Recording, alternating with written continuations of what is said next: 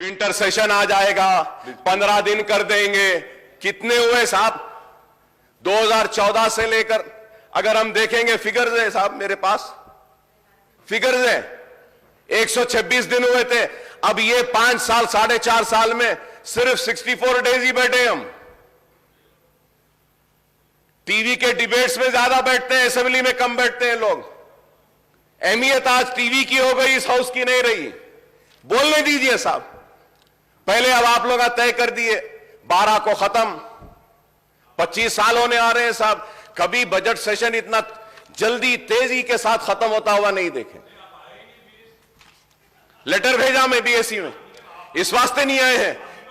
जियो, आपके chief minister साहब भी नहीं आए, लीडर ऑफ द हाउस भी नहीं आए। नहीं आए तो फिर हम नहीं आए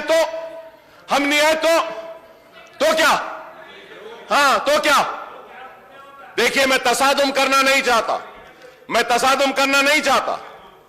तो बोलना नहीं है। या तो आइए माइक पे आके बोलिए, बोलने दीजिए हमको। Please conclude. वही तो बोल रहा हूं मैं। तो आप माइक नहीं लेते हैं, आप वैसे ही बोलते हैं। आप माइक लेकर बोलिए ना। अकबर साहब बोलिए आप। Please conclude. इतना गुस्सा आप लोग को, इतनी नाराजगी कि फिर क्यों भाई? बोलने दीजिए ना, बोलने दीजिए। शिकायत क्या है साहब? शिकायत क्या है बताइए। స్పీకర్ సార్, సభ అన్నప్పుడు కొన్ని మర్యాదలు, కొన్ని పద్ధతులు ఉంటాయి సార్. ఇప్పుడు వాళ్ళ సభ్యులు ఉన్నది మొత్తం 7, మాకున్నది 105 మంది.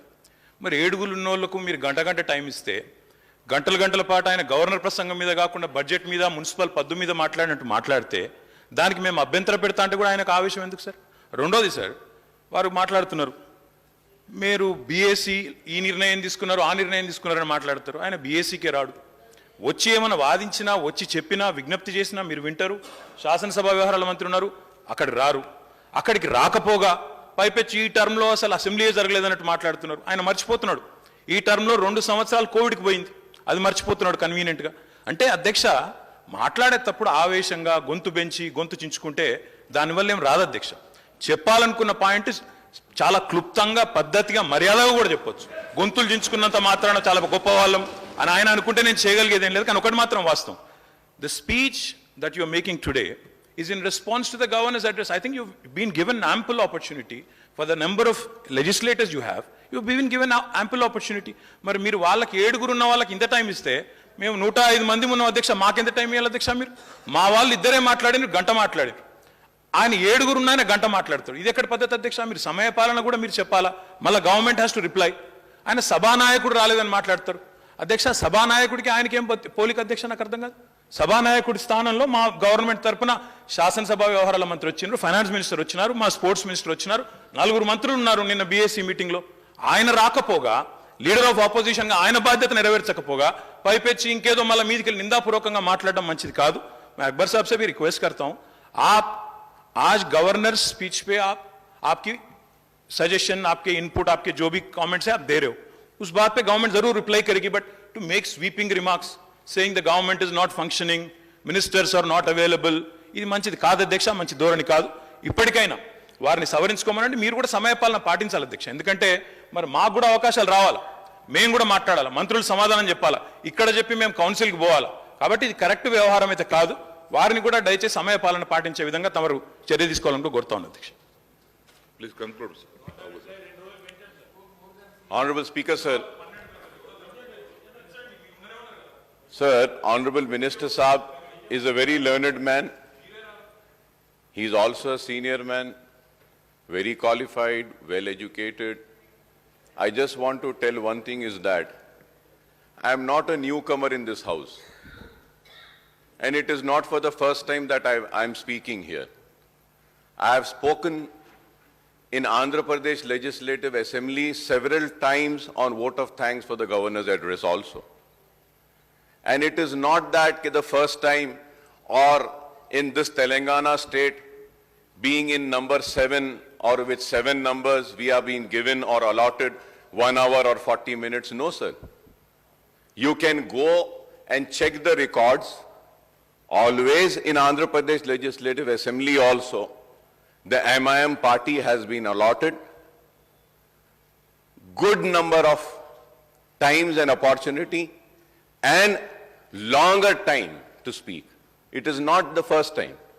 आप 107 हैं, जरूर आप लीजिए, 2 दिन बात करिए, एतराज नहीं है इस बात पर। एतराज इस बात पे है कि टॉलरेंस लेवल किसका कितना है। आपका टॉलरेंस लेवल ही कम होते जा रहा है, टॉलरेट ही नहीं करना चाह रहे। हाँ, अगर अकबर ओवैसी यहां खड़े रहकर 1 घंटा तारीफ करेगा तो और 1 घंटा बोलेंगे। देखिए, अरे देखिए, हेल्दी डेमोक्रेसी में एक दूसरे को सुनने की ताकत भी होनी चाहिए। अकबर साहब, तनकीद को भी सुनना चाहिए, जब भी डेमोक्रेसी मजबूत होती है। नहीं, अकबर साहब, There was a time when I used to speak, Roshaya Saab was a finance minister, I used to criticize the government. He used to get up from his chair and come and tell me, Mr. Owaisi, you have spoken well. Very good young man, he used to say. I have seen so many chief ministers. please conclude. और मैं यहाँ खड़े रह के बोल, आपने कहा कि अकबर साहब बीएससी में नहीं आए। सर, ऑनरेबल स्पीकर सर, मैं सर नहीं, I am not yielding, sir. Let me complete, sir. Let me complete. I am not yielding, sir. Let me complete. Sir. Let me complete, sir. Then I'll give you an opportunity. Sir Akbar గారు ఇప్పటికైనా కానీ governor ప్రసంగం మీద మాట్లాడమని సూచించండి sir.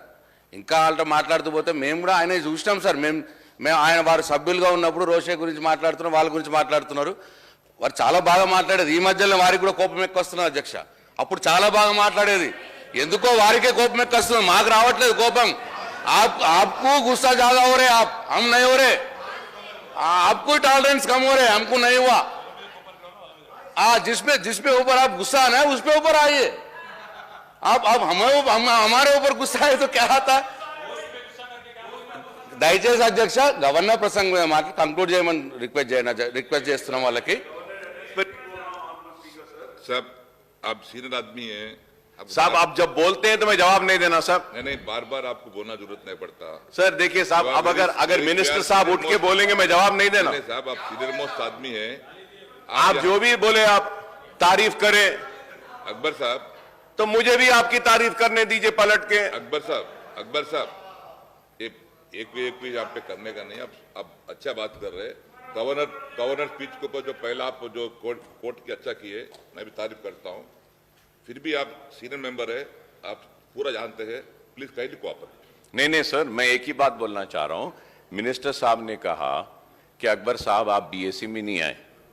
Sir, मैं नहीं आया हूंगा, क्या मेरा रिप्रेजेंटेशन आप तक गया नहीं गया?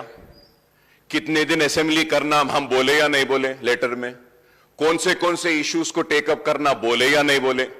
शायद मिनिस्टर साहब को नहीं मालूम, उनको भी कॉपी भेज देता हूं. आप बोलिए साहब, हम क्या बराबर वहां पे अपना रिप्रेजेंटेशन दिए या नहीं दिए सर? दिए सर या नहीं दिए सर? सर हम दिए, बराबर दिए. हम नहीं भी आए तो हमारे मसाइल को रखे. हम नहीं भी आए तो क्या मसाइल को उठाना है वो भी हम बोले. हम नहीं आए तो उसकी वजह भी बोले. आप बोल रहे हैं कि आप नहीं आए. प्लीज हाँ, हम बराबर भेजे अपने मसाइल. Please conclude.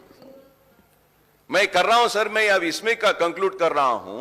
प्लीज. ये लोग के पास में एक सब्र नहीं है साहब कि खामखा के उलझना चाहते हैं. हम बार बार बोलते रहे जीएसटी से तेलंगाना का नुकसान होगा. नहीं होगा अकबर साहब, बेफिक्र रहिए. डिवोल्यूशन ऑफ फंड्स में हमको कम आएंगे पैसे. चीफ मिनिस्टर साहब ने उठकर कहा अकबर साहब आप बेफिक्र रहिए, नहीं आएंगे. आज हो रहा है. हमने डिमोनेटाइजेशन पे उठकर खड़े रहकर मैंने कहा, सीएम साहब ने कहा नहीं अकबर साहब नहीं, आप बेफिक्र रहिए, नहीं होगा. और प्राइम मिनिस्टर को ऐसा नहीं बोलना चाहिए डिमोनेटाइजेशन अच्छा है बोले. हम बोले नहीं, आप भरोसा मत करिए इन पर, ये कभी भी साथ छोड़ देंगे. नहीं, आप नहीं अकबर साहब, हम बराबर करेंगे. अब उसके बाद में वाइस प्रेसिडेंट के इलेक्शन में आपने साथ दिया, प्रेसिडेंट इलेक्शन में आपने साथ दिया बीजेपी का. लेकिन बीजेपी ने क्या किया आपके साथ? क्या किया बताइए. आगे बात करेंगे, टाइम है. आप हाँ साहब, मैं वही तो बोल रहा प्लीज हूं. Conclude on the. मैं गवर्नर के स्पीच में जा रहा हूं सर. Please conclude. मैं उससे हट नहीं रहा हूं. अब उठ के अगर बोल रहे हैं तो मुझे जवाब तो देना पड़ेगा. दे दिए. देना पड़ेगा ना साहब मुझे. दोनों भी आप करीब होते रहे, इतने करीब होते रहे कि आपको दूर कर दिया गया। आज दूर हो गए तो वो बुरे हो गए। अरे हम यही बात कह रहे थे कि इतना करीब ना जाइए। खैर, इसके साथ साथ मैं मुबारकबादी देता हूं चीफ मिनिस्टर साहब को, टीआरएस पार्टी को भारत राष्ट्र समिति बनने पर कि तेलंगाना का राष्ट्र हो गया, अब आप भारत का राष्ट्र करने निकले हैं, आपको मुबारकबादी देता हूं। मगर उसके साथ यह भी जरूर कहूंगा कि इस बात का भी ख्याल रखिए कि हम जब गए तो हमको बी टीम बोले, नहीं मालूम अब आपको कौन सी टीम बोलेंगे, नहीं मालूम कि आपको कौन सी टीम बोलेंगे। बस यहां पे दो ही लोग हैं, एक वो और दूसरे कौन है मालूम है। ये नहीं चाहते कि कोई तीसरा आए। तो होशियारी के साथ, समझदारी के साथ आगे बढ़िए।